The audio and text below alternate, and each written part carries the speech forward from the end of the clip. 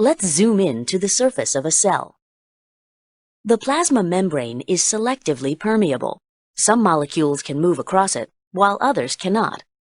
How do materials enter and leave cells?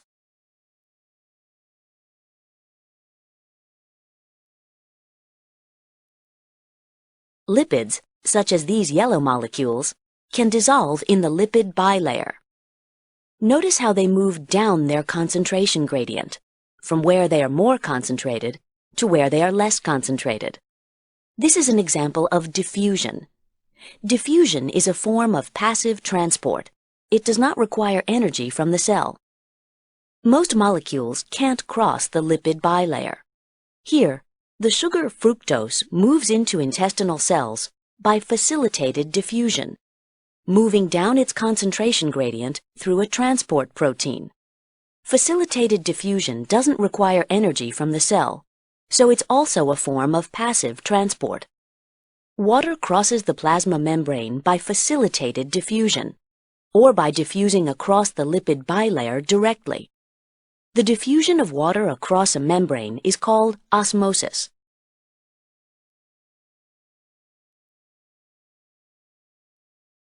The sodium-potassium pump moves ions against their concentration gradient, from where they are less concentrated to where they are more concentrated. This requires energy from the cell and is known as active transport. Energy from ATP is used to move sodium ions out of the cell and potassium ions in. Another type of active transport is co-transport. Here, both sodium ions and glucose move into the cell through a co-transporter protein. Sodium ions move down the concentration gradient created by the sodium-potassium pump, and glucose moves against its concentration gradient.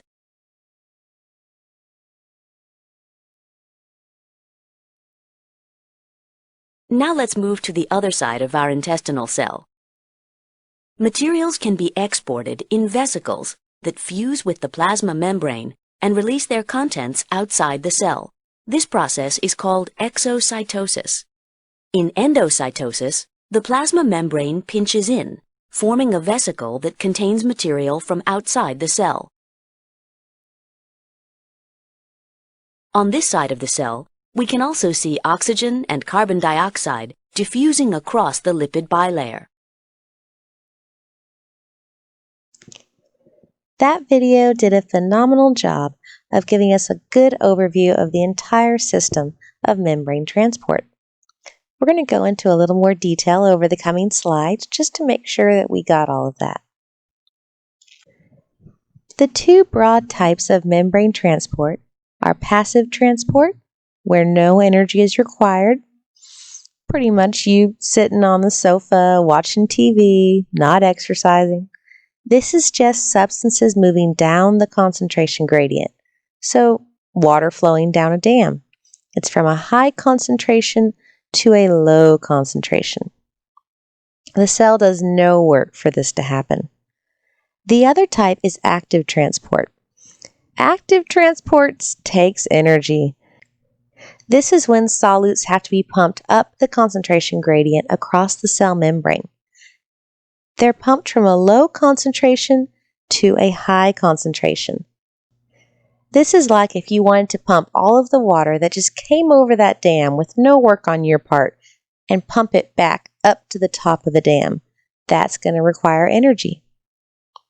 A little definition review. A solute is a substance that is dissolved. The solvent is what the solute is dissolved in. Example, in a saltwater solution, the salt is the solute and water is the solvent. The first type of passive transport is diffusion. This is when solutes move down the concentration gradient from high to low due to the kinetic movement of molecules and ions. It creates an equilibrium where the molecules are evenly distributed. Diffusion is faster if there is a steep concentration gradient or high temperatures. This picture shows what happens if you take a beaker of water and add a small amount of dye to it. When you first add it, it's only in that center part of the beaker, but over time, as the molecules are moving around, it starts to diffuse and eventually creates an equilibrium where the dye is spread out throughout the entire beaker. The next type of passive diffusion is cellular diffusion. This is when solids diffuse across the plasma membrane down the concentration gradient, still requiring no energy though. Simple diffusion is for small, non-polar solids that don't require a transport protein, like oxygen or carbon dioxide. If there's a higher concentration of oxygen outside of the cell, it's naturally going to just diffuse across to that area of lower concentration inside. This is how your cell receives a steady supply of oxygen. Then we have facilitated diffusion. This is for charged or polar solids that are assisted across the membrane by transport proteins. A good example of that is sodium.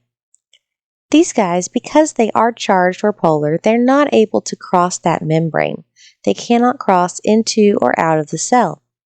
But with the assistance of an open channel, they're allowed to flow through from that high concentration to the low concentration inside of the cell, or if the higher concentration is inside, they're allowed to flow out.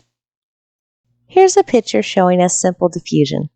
We're looking at oxygen and carbon dioxide passing through the membrane because they are very small and nonpolar. You'll notice that the oxygen is in higher concentration in the interstitial fluid outside of the cell, going into the cytosol, and there's a higher concentration of carbon dioxide inside of the cell, going to the outside. Since we're going down the concentration gradient and the cell is exerting no energy, this is passive diffusion. But only the smallest things can go through in this method.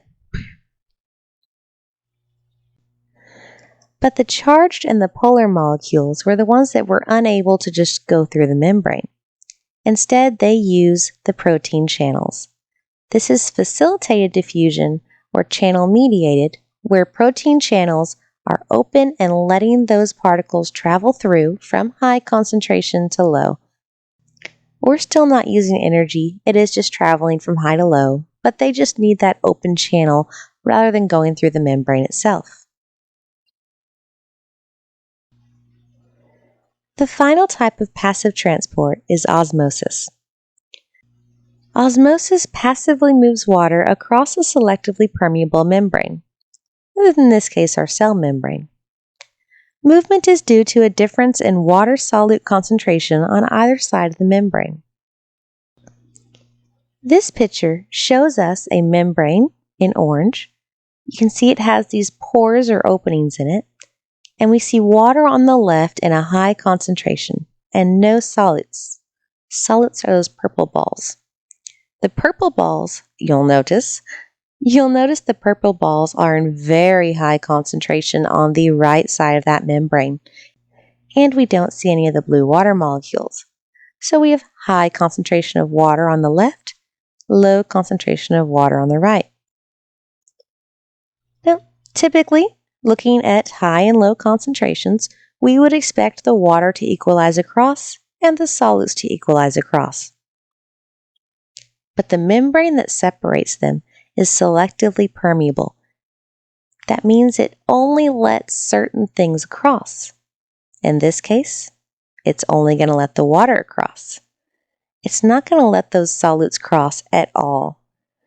What you'll have happen is the water will travel across that membrane in order to equalize concentrations on both sides, but all of the solids stay. It does this in part because of just the general movement of the water molecules.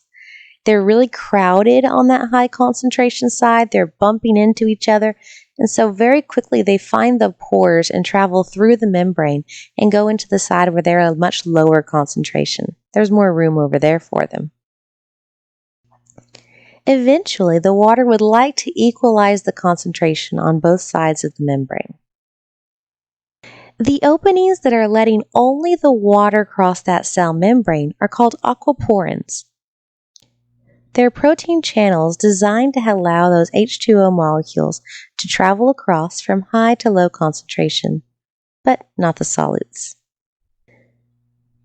Here's an example of osmosis in a beaker. We have a before beaker on the left, some time passing, and an after beaker on the right. For our beakers, that peachy color is the solvent, which is water, and the purple circles are solutes. That red line down the middle of the beaker is the selectively permeable membrane that only allows water to cross, not solids. The before beaker has a side with a low solute concentration on the left. I only see 1, 2, 3, 4, 5, 6, 7 little particles of solutes on the left, and on the right there's a very high solute concentration. Water is going to want to cross that selectively permeable membrane and produce an equal concentration of water and solutes if it can. After some time, in the after beaker, we see that a lot of that water has actually crossed the membrane to go onto the solute side until the two sides equal in their concentration. That's a good example of how that water is going to travel to try to equalize.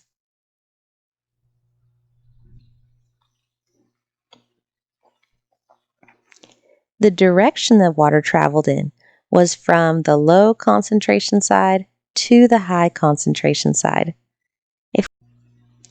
Now, this is fine for my beakers, but what would happen if we went way back to that water balloon example and the left side of that before beaker was the water that the balloon was floating in, and the right side was the inside of the balloon?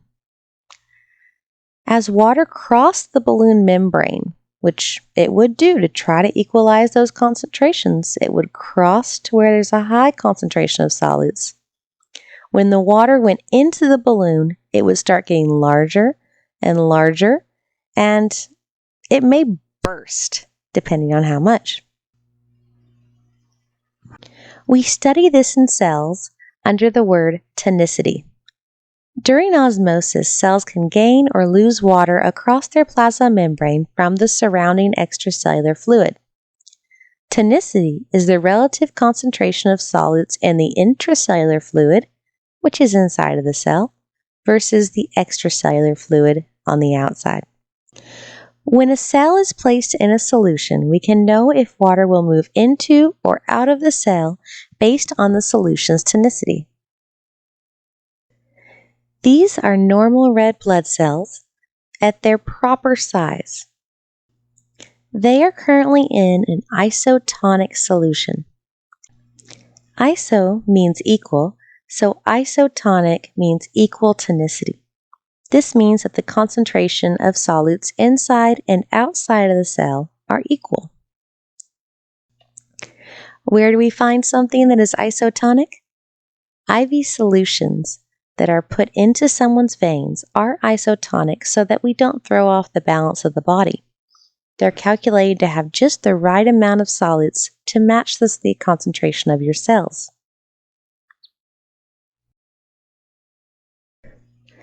What do you think would happen if I placed these normal healthy cells surrounded by liquid that has the same amount of solutes as they have inside of themselves in something like distilled water?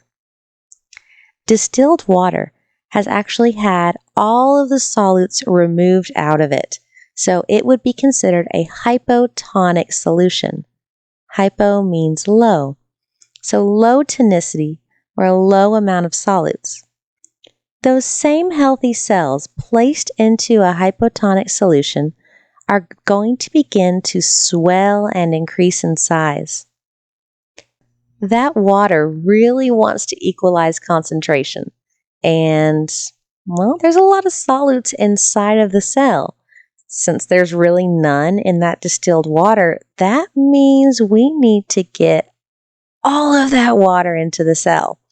It's going to be pouring in basically until finally those cells burst. A good example of why you do not put distilled water in someone's IV. Just FYI. Now, if there's a hypotonic solution, that means that there's probably a hypertonic solution. Hyper means more. So this is a solution that has a high level of solutes. Salt water would be a good example of a hypertonic solution. When cells are placed in a hypertonic solution, there is such a high concentration of solutes around the cells on the outside that all of the water inside of the cells begins to leave and go out into the extracellular fluid. This causes those poor cells to shrivel up. That was it for passive transport. We looked at diffusion, where solutes move down the concentration gradient to reach equilibrium. Cellular diffusion, where they move down the concentration gradient across a membrane to reach equilibrium. Osmosis was water only, moving across a selectively permeable membrane to reach solute concentration equilibrium. Whew, after all of that, I would love to tell you we're done with this chapter, but we have to go on to active transport types next. Active transport were the ones that required energy. These were solutes moving up the concentration gradient across the cell membrane, so they basically had to be pumped across. The three types are primary active, secondary active, and then exo or endocytosis. I guess I kind of fudged it a little bit saying there were three types, but it just sounded better than four. Those two active processes, primary and secondary, are active transports that use transport proteins.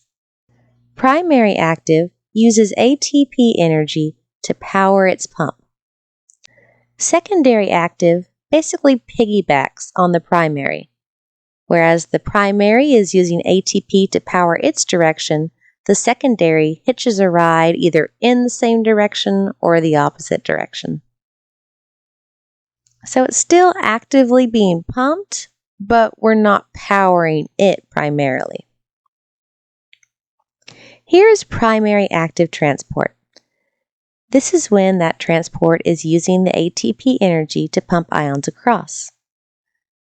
Calcium is shown here inside of the cell in a pretty low concentration.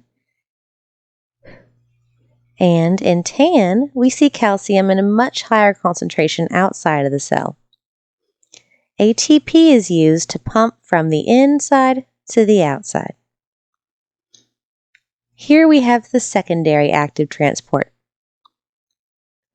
These transport proteins use borrowed energy from an ion moving down its concentration gradient to pump another ion or molecule across the membrane up its gradient. On the left, we see glucose going down its concentration gradient, and those little ions are basically hitching a ride, either in the same direction or opposite. Now we made it to that last one, vesicular transport, also called bulk transport. This is when we move large material across the membrane by membrane sacs called vesicles. Types include exocytosis, which moves substances out of the cell, or endocytosis, that moves substances into the cell. Here's exocytosis. The word basically means exit the cell. Vesicles move substances out. You can see here this green substance comes up to the wall of the cell, meets with it, the receptors bind, then it merges with the cell wall and expels all of its contents out. So this might have been some waste, a product that it needed to secrete, but it just needed to move a lot of something, not one individual molecule. Endocytosis is where we move things inside of the cell, The three types are cellular eating, drinking, or receptor-mediated. Strange to think of your cells eating and drinking. Phagocytosis is cellular eating. It's when your cell wall will actually move to engulf a whole particle.